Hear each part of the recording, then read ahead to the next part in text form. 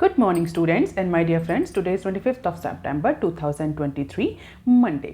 Lecture start करने से पहले अगर आपको बिजनेस स्टैंडर्ड और मिंट की पीडीएफ चाहिए तो आप इनकी रिस्पेक्टिव वेबसाइट्स पर लॉगिन कर सकते हैं। इसके अलावा आप मुझे अदर सोशल मीडिया प्लेटफॉर्म्स पर भी ज्वाइन कर सकते हैं। रिकमेंडेड प्ले स्पीड है इस वीडियो की 1.25x।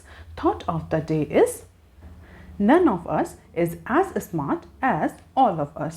आज के मिंट पेपर की अप्रॉक्सीमेटली 7 इंपॉर्टेंट न्यूज़ हेडलाइंस हैं, बिजनेस स्टैंडर्ड की अप्रॉक्सीमेटली 15 इंपॉर्टेंट न्यूज़ हेडलाइंस और आज के डिस्कशन में हम 14 न्यूज़ आर्टिकल्स कवर करेंगे। तो जल्दी से स्टार्ट करते हैं। आज का पहला आर्टिकल जो कि मिंट के पेज नंबर 8 पर दिया हुआ है, Akasa Air plans to raise up to $400 million. Recently अगर हम आकाशा की बात करें तो Akasa has been in news because of the exodus of 43 pilots और उसके बाद आकाशा के कई सारे जो फ्लाइट्स हैं वो कैंसिल हुई थी। तो इस पर्टिकुलर कंटेक्स्ट में आकाशा पर ऑलरेडी हाई कोर्ट में प्रोसीडिंग्स चल रही हैं और इस बैकग्राउंड में रिसेंटली आकाशा एयर ने, जो कि न्यूएस्ट एयरलाइन है इंडियन एविएशन इंडस्ट्री में, उसने डिसाइड किया है कि वो अप्रॉक्सीमेटली $400 मिलियन का फंड रेज करेगी। तो $400 मिलियन का फंड रेज करने का प्लान कर रही है आकाशा एयरलाइन और इस फंड रेजिंग एक्सरसाइज के अकॉर्डिंग जो करंट वैल्यूएशन है आकाशा का, दैट इज अप्रॉक्सीमेटली $1 बिलियन। हालांकि इसको लेकर के कोई ऑफिशियल न्यूज़ नहीं आई है, लेकिन जो पीपल इन्वॉल्व है इस मैटर में उनके according this particular fund raising exercise is due to dilution of stake held by family of late billionaire और investor Mr. राकेश झुंझुनवाला।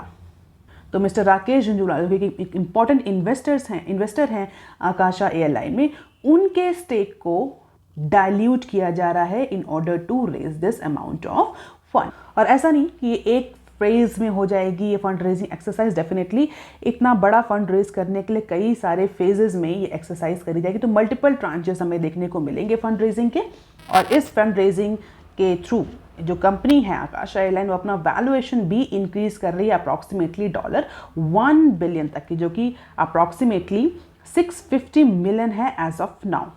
तो मिस्टर झुंझुनवाला के जो स्टेक हैं उसको डाइल्यूट किया जाएगा। फिलहाल के लिए फैमिली जो है झुंझुनवाला फैमिली कोई एडिशनल शेयर बाइंग करने का प्लान नहीं कर रही है, विच में डाइल्यूट देयर होल्डिंग फर्दर। और कितना स्टेक है एज ऑफ नाउ?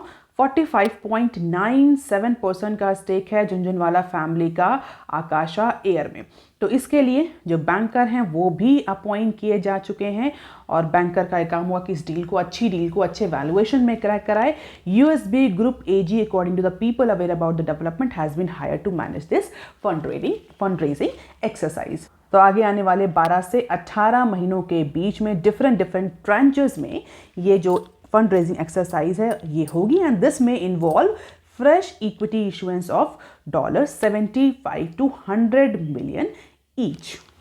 और अगर आकाशा की हिस्ट्री के बारे में बात करें तो अगस्त 2022 में ये एयरलाइंस लॉन्च हुई थी और उसके बाद से 43 पायलट के मास रेजिग्नेशन के बाद ये जो एयरलाइन है कंटिन्यूसली न्यूज़ में बनी हुई है। हालांकि रिसेंटली जो एविएशन अथॉरिटी है उसने हाई कोर्ट में बोला है कि जो भी फ्लाइट कैंसिल हुई हैं आकाशा की उसमें ऐसा कहीं से भी नहीं प्रूफ आ रहा है कि वो फ्लाइट जो हैं वो पायलट के मास रेजिग्नेशन की वजह से कैंसिल हुई हैं। There are some other reasons because of that Akasa Air has cancel their flight, but they are actually portraying this mass exodus और mass resignation of pilot as a prime reason or important reason or main reason for this cancellation of flight। तो let us see कि इस particular background में किस तरीके से आकाशा airline इतनी बड़ी वैल्यूएशन की डील को क्रैक कर पाता है। So this is all about fresh capital that can be utilised to expand the आकाशा's fleet and offer better salaries to the pilot and improve in-flight services। तो फिलहाल के लिए ये शेयर होल्डिंग पैटर्न है and this much amount of that Akasha is actually planning to raise. This is the valuation and 4.20% market share as of August 2022। अब देख लेते हैं some short news articles from Mint। Wipro to rebound as market recovers, top exit no worry। तो विप्रो के जो chief executive officer हैं mister theory, उनके according Wipro limited जो है वो वापस से रीबाउंड करेगी और इस बार वो great level of growth achieve करेगी। भले ही जो टॉप ऑफिशियल्स हैं उनका एग्जिट अभी हो रहा है, but that exit is not going to impact the growth story of Wipro. तो एक इंटरव्यू में उन्होंने विप्रो की लीडरशिप स्टाइल को डिफेंड करते हुए बोला है कि विप्रो जो है वो वापस से अपने मार्केट को रिकवर करेगी। रिसेंटली विप्रो में अगर हम देखें तो कुछ माह में टॉप मैनेजमेंट से कुछ रेजिग्नेशन देखने को मिले, तो उसको लेकर के ये कहा जा रहा है, या इस इंटरव्यू में कहा गया कि फिलहाल के लिए जो रेजिग्नेशन हैं, जो टॉप एग्जिट है, that is not going to impact the recovery process. अब देख लेते हैं next. India expect ₹10 trillion pacts at maritime meets Sonowal. तो ये एक इंटरव्यू है हमारे union minister for port shipment और वाटरवेज मिस्टर सर्बानंदा सोनोवाल का। उसमें उन्होंने बोला है कि जो आगे आने वाले टाइम में इंडियन मैरीटाइम है, इंडियन पोर्ट शिपमेंट और वाटरवे इंफ्रास्ट्रक्चर है, वो तो इंडिया का जो मैरीटाइम है वो एक सिग्निफिकेंट अमाउंट में वो उसमें इन्वेस्टमेंट रिसीव होगा। तो एक इंटरव्यू है, और किस कंटेक्स्ट में interview, basically Delhi is going to host a major maritime event for the first time, और उसी को लेकर के कौन सा event, the global maritime India summit 2023। तो उसी को लेकर के ये इंटरव्यू है, और जो हमारे मिनिस्टर है उनका ये कहना है कि इस मीट में इंडिया जो है वो एक सिग्निफिकेंट इन्वेस्टमेंट अट्रैक्ट करेगा। अप्रॉक्सीमेटली 10 ट्रिलियन का इन्वेस्टमेंट हमें देखने को मिल सकता है। आप देख लेते हैं बिजनेस स्टैंडर्ड के आर्टिकल। बिजनेस स्टैंडर्ड का article number 1 that is given on page number 4 of Business Standard, Russia increases crude oil discount for September। अभी रिसेंटली रशिया से जो क्रूड ऑयल आता था उस पर जो डिस्काउंट पहले मिलता था उसको रशिया ने स्लैश किया था, but as per the current information Russia जो है वो क्रूड ऑयल पर फिर से डिस्काउंट देने जा रहा है इंडिया को। तो जो इंडियन रिफाइनर्स हैं उनको अप्रॉक्सीमेटली 25 से 50% तक का डिस्काउंट दे सकता है Russia for the month of सितंबर। और सडनली जो कि रशिया पहले जिसने अपना डिस्काउंट था वो रिड्यूस किया था, वो कम कर दिया था क्रूड ऑयल पर, सडनली ऐसा क्या होगा कि जो रशिया है वो उसने फिर से ये डिस्काउंट इंडियन रिफाइनर्स को ऑफर किया है। तो अगर हम देखें तो this move comes after the push back by Indian refiners, जहां पर इंडियन रिफाइनर्स ने रशियन मार्केट शेयर जो कि 42% Russian market share Indian refiners constitute करते हैं इन terms of their crude oil import. तो इंडिया का जितना टोटल क्रूड ऑयल है उसका 42% जो रशिया का शेयर है इसमें, उसको इरोड करने की बात कही थी और थ्रेटन किया था। So the Indian refiner has threaten to erode Russia's market share over 42% in India's crude import. और उसी के बाद से प्रोबेबली हम कह सकते हैं उसी के प्रेशर में आकर के प्रोबेबली रशिया जो है ये फिलहाल के लिए सितंबर मंथ के लिए ये डिस्काउंट ऑफर कर रहा है। और एक्सपर्ट का कहना है because of this cheaper Russian oil the rebound in Indian purchase may be seen into this month after the purchase in the month of August dropped significantly। और उसका रीज़न क्या था? रीज़न ये था कि रशिया ने जो डिस्काउंट था वो ऑफर करना बंद कर दिया था। तो अगस्त में हमें एक सिग्निफिकेंट डिक्लाइन देखने को मिला था इंडियन परचेज में, लेकिन अब ऐसा कहा जा रहा है कि सितंबर के मंथ में ये वापस से रिबाउंड करेगा क्योंकि रशिया 25 से 50% तक का डिस्काउंट ऑफर कर रहा है। हालांकि रशिया ने $526 बैरल ऑफर किया है फॉर दिस मंथ, लेकिन एक्सपर्ट्स का ये कहना, ऑफिशियल्स का ये कहना है कि दिस में be further negotiated with Russian exporters. आगे आने वाले टाइम में इसको और नेगोशिएट किया जाएगा। एज ऑफ नाउ सितंबर तक ये डिस्काउंट है और इसका इम्पैक्ट हमें परचेज रिबाउंड में देखने को मिलेगा। And this is oil flow, Indian crude oil import in terms of volume. अगस्त और सितंबर का डेटा दिया हुआ है। रशिया से कितना आता है, इराक से क्या डेटा रहा, सऊदी अरेबिया, यूएई और यूएस का डेटा दिया हुआ है। और यूनिट पर प्राइस दैट इज डॉलर पर बैरल कितना प्राइस पड़ रहा है। तो डेफिनेटली जो रशियन ऑयल है वो सबसे चीप है, 68 पड़ रहा है इस समय इंडियन रिफाइनर्स को, followed by Iraq 73, Saudi Arabia 82, 88 and 87।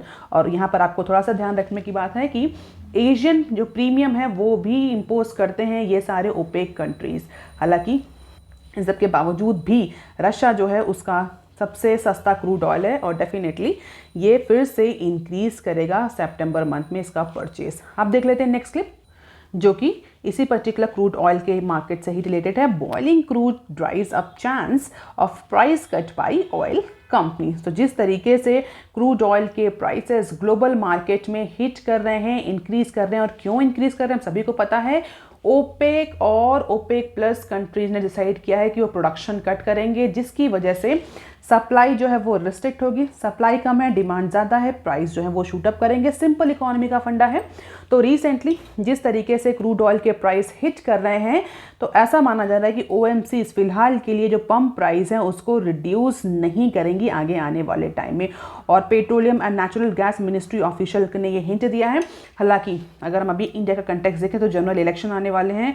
इस ड्यूरेशन में डेफिनेटली जो अपोजिशन पार्टी है वो ऑयल एंड पेट्रोलियम के प्राइसेस को लेकर के इशू रेस करेंगे। गवर्नमेंट का ये पॉइंट ऑफ व्यू रहेगा, गवर्नमेंट के एफर्ट्स रहेंगे, गवर्नमेंट का ये मोटिव रहेगा कि किसी तरीके से जो ये पंप प्राइस है डीजल और पेट्रोल का, इसको रिड्यूस किया जाए। लेकिन ऑफिशियल्स के अकॉर्डिंग जिस तरीके से इंटरनेशनल प्राइस बढ़ रहे हैं क्रूड ऑयल के, फिलहाल के लिए OMCs जो है वो किसी भी तरीके से पंप प्राइस को रिड्यूस करने वाली नहीं है। हालांकि रिसेंटली अगर हम पास्ट फ्यू मंथ्स को देखें तो गवर्नमेंट ने कई सारी OMCs को बोला भी है कि वो प्राइस जो है वो रिड्यूस करें, बट फिलहाल के लिए जो ऑयल जियांट्स है they are having held back, pointing towards a accumulated loss. उनका ये कहना है कि हमें ऑलरेडी लॉस हो रहा है because of this increasing crude oil prices at international level. हमारा एक्यूमुलेटेड लॉस बहुत ज़्यादा है। This was due to under recoveries और differences between the retail selling price and international petrol, diesel and liquefied petroleum gas. और इस situation में फिलहाल के लिए हम किसी भी तरह का प्राइस रिडक्शन ऑफर करने की सिचुएशन में नहीं है। आप देख लेते हैं article number 5 that is given on page number 4 of business Standard. 80 e gaming companies may face GST evasion note.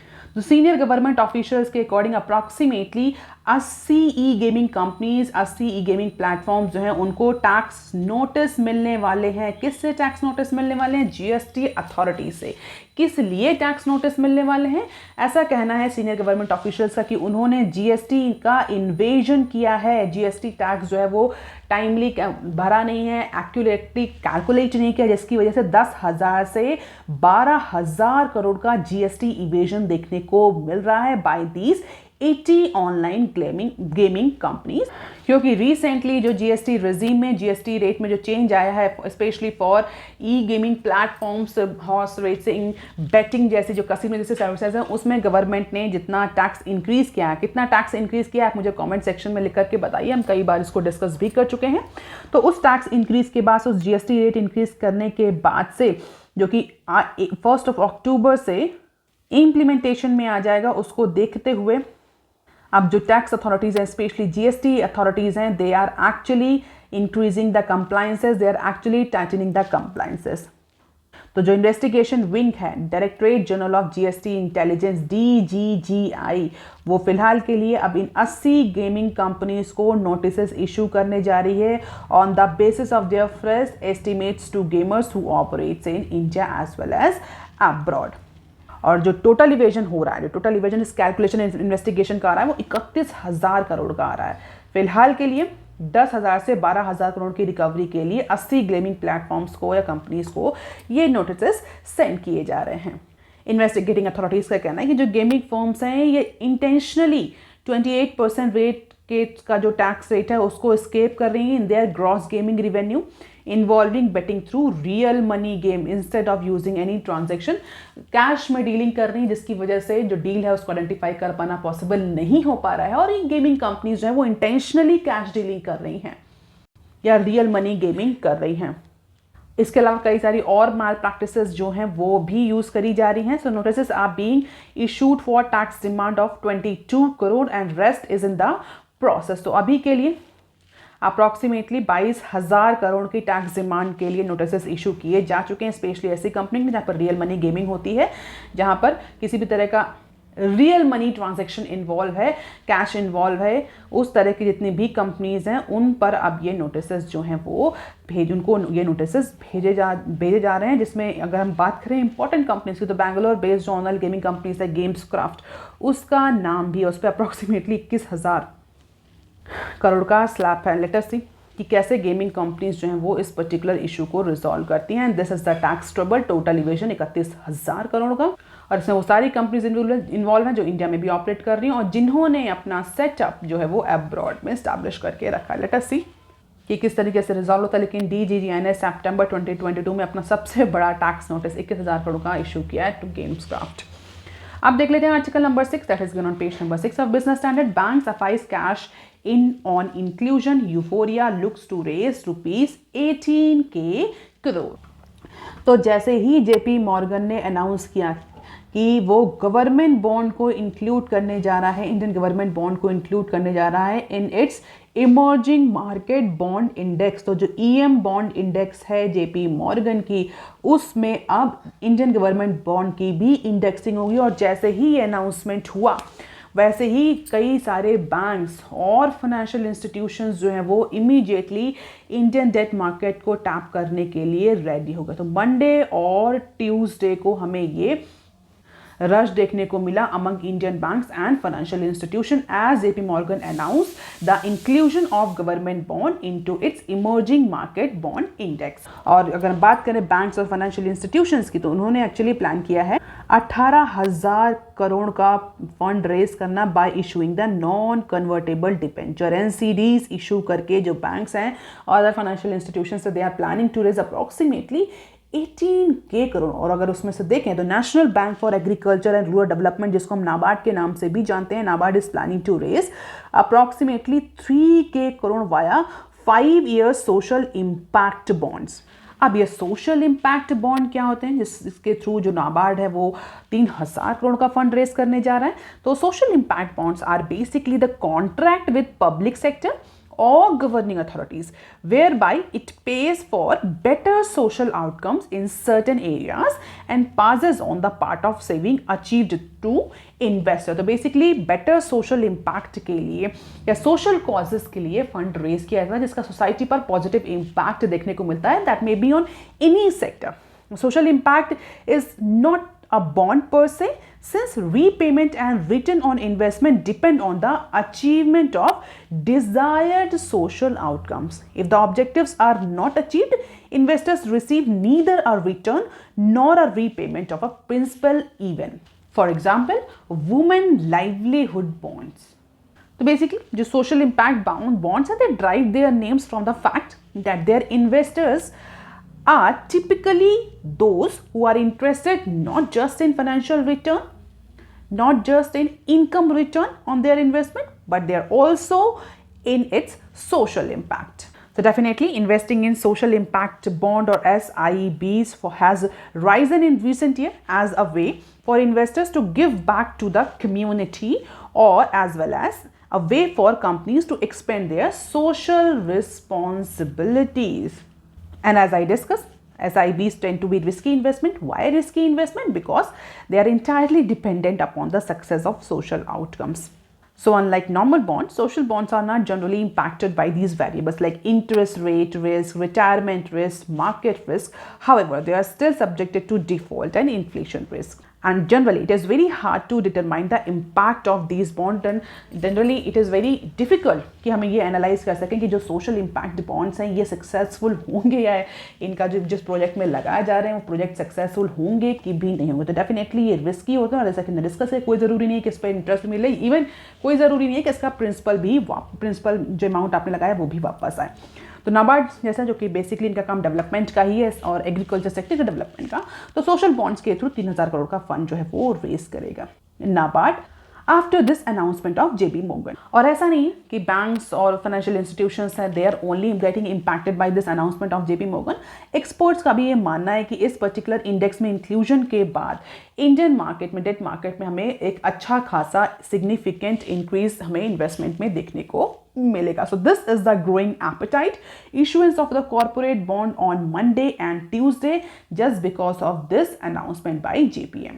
तो हम देख सकते हैं issuer name and the issue size and green shoe. You can just have the glimpse of it. Definitely याद करने की जरूरत है। टोटल जो अमाउंट आ रहा है वो अप्रॉक्सीमेटली 18,366 करोड़ का जो फंड रेजिंग है वो बैंक्स और फाइनेंशियल इंस्टीट्यूशंस करने वाले हैं डिफरेंट एस्पेक्ट में।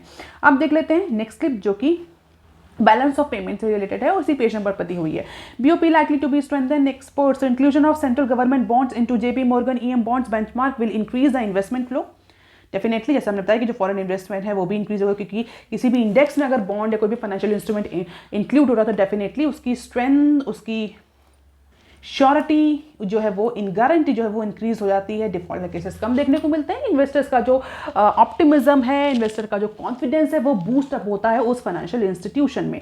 और जेपी मॉर्गन की जो इमर्जिंग मार्केट इंडेक्स है उसमें गवर्नमेंट बॉन्ड के इंक्लूजन के बाद डेफिनेटली इंडिया में जो इन्वेस्टमेंट है वो इंक्रीज होगा, specially foreign institution investment increase होगा, जिसका इंपैक्ट हमें बैलेंस ऑफ पेमेंट पर देखने को मिलेगा जो रिसेंटली वीक हो रहा है because of the increasing oil prices. तो अभी एक पॉजिटिव इंपैक्ट हमें इस पर्टिकुलर अनाउंसमेंट का देखने को मिल सकता है इंडिया के बैलेंस ऑफ पेमेंट पर, ऐसा मानना है एक्सपर्ट्स का। हालांकि this is only speculation, actually में ऐसा होगा कि नहीं होगा ये फ्यूचर में देखने वाली बात है। अब देख लेते हैं some short news articles from Business Standard. Bharat bio plans to invest ₹3 to 4K crore in post covid shift. तो भारत बायोटेक अपना दूसरा हम बोलते हैं ग्रोथ स्टोरी जो है वो स्टार्ट करने जा रहा है, for which it is going to invest 3,000 crore to 4,000 crore in building the vaccine, जहां पर कई सारे क्लिनिकल ट्रायल्स भी होंगे, मैन्युफैक्चरिंग फैसिलिटीज जो है वो भी बिल्डअप करी जाएंगी, पार्टनरशिप्स भी करी जाएगी। तो 3 से 4,000 करोड़ का इन्वेस्टमेंट करने जा रहा है Bharat bio after post covid shift. अब देख लेते हैं नेक्स्टली, फोकसिंग ऑन निश area in semiconductor version. The government has decided to focus on the niche opportunities that is available in semiconductor space. Semiconductor जिसे हम चिप के नाम से भी जानते हैं और रिसेंटली हमने चिप की शॉर्टेज भी देखी है इंडियन इंडस्ट्री में, और उसके बाद से गवर्नमेंट ने PLI स्कीम लॉन्च करी थी सेमीकंडक्टर के लिए। And as of now government is actually trying to tap the opportunities available in the niche market. तो niche market is basically a focus set of people और businesses who want to purchase a specific offering. तो हम बोल सकते हैं कि एक सब सेगमेंट होता है मार्केट सेगमेंट जो होता है उसका सब सेगमेंट वेरी स्पेसिफिक सेगमेंट होता है, स्मॉल सेगमेंट होता है, बहुत ज़्यादा बायर्स या सेलर्स इसमें नहीं होता, तो उसे निश मार्केट बोलते हैं, स्मॉल सेगमेंट। तो गवर्नमेंट जो है वो सेमीकंडक्टर स्पेस में छोटी छोटी जो अपॉर्चुनिटीज़ हैं including chip based gallium nitride, silicon carbide also called as compound semiconductors, where it believe it can quickly emerge as a global leader. तो instead of focusing on the entire supply chain, अभी government ने क्या किया है, government फिलहाल के लिए छोटे छोटे जो सेगमेंट्स हैं सेमीकंडक्टर में उन पर फोकस कर रही है, और धीरे धीरे एक एक सेगमेंट पर फोकस करके फिर गवर्नमेंट जो पूरा जो सेमीकंडक्टर इंडस्ट्री है उस पर एक्सेल, या जो इंडिया है वो पूरा सेमीकंडक्टर इंडस्ट्री में एक्सेल हो जाएगी। तो instead of focusing on the entire manufacturing और value chain, now government is actually focusing on a small segment in case of semiconductor space, जैसे कि gallium nitride and silicon carbide. और इसके बाद धीरे धीरे इन पर फोकस करते हुए गवर्नमेंट जो है इंटायर वैल्यू चेन पर फोकस कर लेगी। तो compound semiconductors are made up of 2 or more elements. तो फिलहाल के लिए एलिमेंटल लेवल पर जो है गवर्नमेंट फोकस कर रही है, इसलिए गवर्नमेंट जो है वो निश अपॉर्चुनिटीज को टैप करने की कोशिश कर रही है। जनरली जो कंपोनेंट हैं gallium nitride, GN, silicon carbide, gallium arsenide, they save energy and operates on low voltage compared to silicon, that is leading to growing demand. और जिस तरीके से सेमीकंडक्टर की डिमांड बढ़ रही है automobile, railway, aircraft, telecommunication, LED appliances, power electronics में, definitely government के पास या इंडिया के पास कोई और ऑप्शन नहीं है just to excel on semiconductor industry. अब देख लेते हैं next clip. Udaan in talks to raise $400 million. तो उड़ान जो कि इंडिया का largest B2B e commerce companies है वो फर्दर डिस्कशन में है अपने एग्जिस्टिंग इन्वेस्टर्स से और अपने नए इन्वेस्टर्स से। किस लिए? अप्रॉक्सीमेटली 350 से $400 मिलियन का फंड रेज करने के लिए बेंगलोर बेस्ड कंपनी है जो कि कई सारे B2B सर्विसेज ऑफरिंग करती है। फिलहाल के लिए कई सारे न्यू इक्विटी कैपिटल रेज करने के लिए थ्रू कन्वर्टेबल नोट्स ये नेगोशिएशन चल रहा है। Let us see डील कब क्रैक होती है, and this is all about the major funding rounds of Udaan since 2018 to 2022। अब देख लेते हैं next clip. No plan on OTT sharing revenue with telcos government. तो अभी OTT प्लेटफॉर्म्स को लेकर के कुछ नए रूल्स आने की बात हो रही है, उसमें कई सारे स्पेकुलेशन किए जा रहे हैं। फिलहाल के लिए जो मेजर स्पेकुलेशन था, जो मेजर डिस्कशन का टॉपिक था वो ये था कि जो OTT कंपनीज हैं उनको कहा जाएगा कि वो अपना रिवेन्यू टेलीकम्युनिकेशन कंपनी से शेयर करें। लेकिन फिलहाल के लिए गवर्नमेंट ने इस पर बहुत क्लैरिटी दे दी। गवर्नमेंट का कहना है कि there is no plan to direct over the tops, यानी जो OTT प्लेटफॉर्म्स हैं, जो कम्युनिकेशन प्लेयर्स हैं, फिलहाल के लिए उनके लिए ऐसा कोई प्लान नहीं है that they share their large amount of traffic to give fair and proportionate share of their revenues to telecom network operators। so, फिलहाल के लिए ऐसा कोई मॉडल जो है वो कम्युनिकेशन मिनिस्ट्री प्रपोज नहीं कर रही जहाँ पर OTT जो प्लेटफॉर्म्स है उनको मैंडेट किया जाए कि वो अपना जो शेयर है, जो रेवेन्यू का शेयर है, वो टेलीकम्युनिकेशन इंडस्ट्री से शेयर करें या उनसे बांटें because of the traffic that is generated by the use of particular telecommunication company, कई बार टेलीकम्युनिकेशन कंपनीज का ये कहना है कि हमारी वजह से, हमारे यूजर्स की वजह से, हमारे पास ज़्यादा यूज़र हैं, इस वजह से कुछ सर्टन OTT प्लेटफॉर्म्स पर ज़्यादा रश देखने को मिलता है, ज़्यादा ट्रैफिक देखने को मिलता है, तो OTT प्लेटफॉर्म्स जो रिवेन्यू जनरेट करता है उसमें हमारा शेयर है। हालांकि फिलहाल के लिए गवर्नमेंट ने उसको क्लैरिटी दे दी कि ऐसा कुछ भी नहीं डाला जा रहा है। जो नए प्रोविजंस आ रहे हैं टेलीकम्युनिकेशन को लेकर के, जो नए रूल्स आ रहे हैं, आप देख लेते हैं next clip. Insurer may get financial creditor status from government to make the surety bond business more attractive.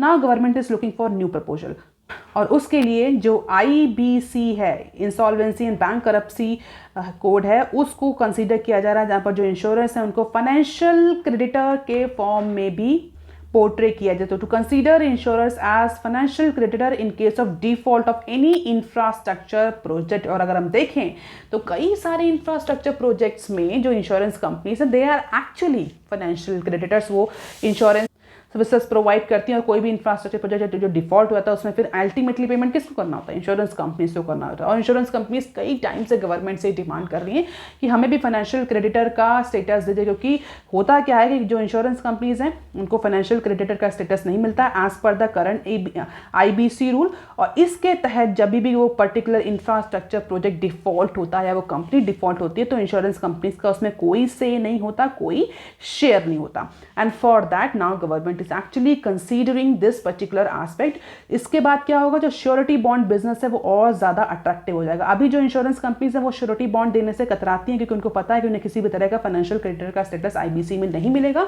और जब उन्हें ये स्टेटस मिलने लगेगा, तो जब इंसॉल्वेंसी में कोई भी कंपनी जाएगी, स्पेशली इंफ्रास्ट्रक्चर की कंपनी, तो जो इंश्योरेंस कंपनीज है उनका भी शेयर होगा, उनका भी शेयर होगा। तो डेफिनेटली कंपनीज जो हैं, जो इंश्योरेंस कंपनीज हैं, जो इंश्योरेंस है, वो इंश्योरेंस बॉन्ड्स को या श्योरिटी बॉन्ड्स को और ज़्यादा इशू करेंगी और इजीली एक्सेसिबल होगा इंफ्रास्ट्रक्चर प्रोजेक्ट्स के लिए वो श्योरिटी बॉन्ड।